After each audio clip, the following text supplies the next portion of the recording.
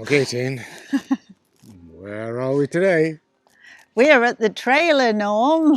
And what are we doing at the trailer? Well, it's September the 30th and it's the end of our second season here. So we're here to close up the trailer, winterize it, yes, we are. and say goodbye until next year. So we're going to have the campground. They're going to winterize the trailer for us. And so then it will be all ready for our third season next year, won't it? It will.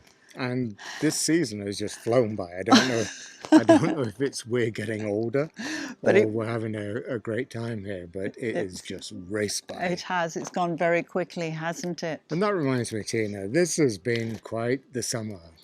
When you look back, yes, rampant inflation near, 20-year highs, rising interest rates, and crashing stock markets. So, it's been good news for us to get away to the trailer. Yeah. But it has also been quite a trying period for a lot of you with your retirement savings and worries about the stock market and how you're going to make ends meet. But, things have a way of working out. We're in our mid to late 60s, and to be honest with you, we've been through 3 or 4 of these inflationary times, and they do work themselves out in the end. They do, don't they? We're really a big, firm believer on buy and hold, aren't we? That's been our core strategy. We're kind of followers of Warren Buffett in some respects. We're simple investors. So we find a few companies that we think have good value, and we don't chase elusive growth stocks or the high-tech companies. We've lived through a high-tech crash before. So about 15 years ago, we decided in Canada, let's buy the banks. So we actually bought 2 banks at the time, and then since then we've added another 2. But we've held the first 2 bank stocks 15 years, and so they've increased dividends every year since then. They've paid us dividends every quarter, and their share price has gone. I memorize these. I don't know why. I don't have much of a life, but they were both. One was $53 and one was $55 Canadian. They both trade today at 122 and 127. They had hit 147 and 150. But if they're going to fall back to the price that we paid for them, then I think everything's going to hell. I think, man, we're all in trouble, hey, Norm, if it goes like that. But we're hoping it won't, hey? But in reality, they won't. No. They're good, solid investments. Along with the banks, we bought Bell Telecom. Yeah. And that was a similar type of story. We bought it for $30.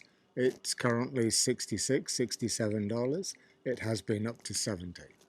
So, in the meantime, we've received all those dividends. So we've had the growth and dividends, and it's really been very good investments. And of course, Norm, if you think back, we've had a couple of stocks that have split, haven't they? We have, and they've done really well for us too. And those stock splits have a habit of going back to their original share value as well. So that's a doubling in your stock portfolio and a doubling in the price.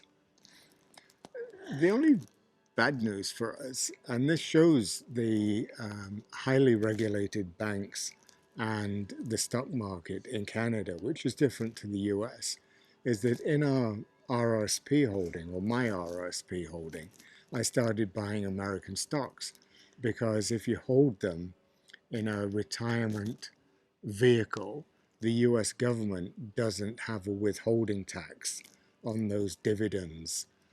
And so they've been the worst performers, unfortunately. They have dropped the most. Now, we didn't buy banks there, but we have other stocks, and they have been an absolute disaster. So we are sympathetic to our American viewers, knowing that the stock market has been more volatile in your country than the Canadian stock market. So we do sympathize with you in that respect. Having said that, we've loved our time at the trailer. Oh, it's been wonderful, hasn't it? And if you're new to our channel, we would just like to tell you that retirement, honestly, it's the best job we've ever had. We love it, don't we? It's been great fun. We've never regretted a minute retiring. No. And I suppose the big news for us in the coming new year is that we're going to get back on the road traveling. We've lost 2.5 years, which is valuable time. So we're not going to lose any more. No, we really enjoyed our time in Frankenmuth. That was wonderful, wasn't it? We did. And we are looking forward to our next trip, which is a month down in Alabama. So we're very excited about that.